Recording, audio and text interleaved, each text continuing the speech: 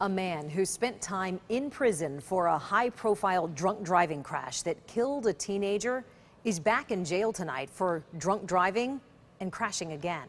News Channel 5's Tanya Rogers is live at the courthouse tonight with this story. Tanya? Well, for years, the Kathy Droz family kept track of the man who ended up in prison for killing their daughter by driving drunk. Now, we talked to the family today, especially the mother, now that that man has landed himself behind bars again. Just how would she have a life? You know, what would her life be like? It's been 29 years since Carolyn Droz lost her daughter, Kathy. The 14-year-old was killed by a drunk driver while riding an ATV with her younger sister. Leonard Wicked was charged in her death. He didn't want to take responsibility for what he did. Wicked was found guilty and sentenced to 7 years in prison, but he never showed up for the sentencing hearing. And he ran for 4 years, and they found him in Pennsylvania. He served time in prison and doesn't appear to have any drunk driving incidents until last year, when police say he caused a crash while driving drunk.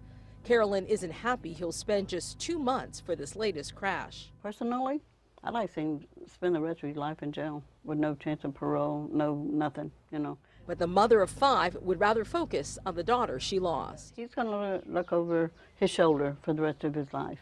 We know where Kathy is. She's in the grave, you know. But he'll be thinking about what he did all the rest of his life.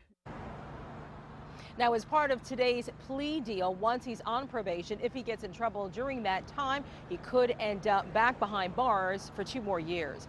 Reporting live, Tanya Rogers, WPTV News Channel 5.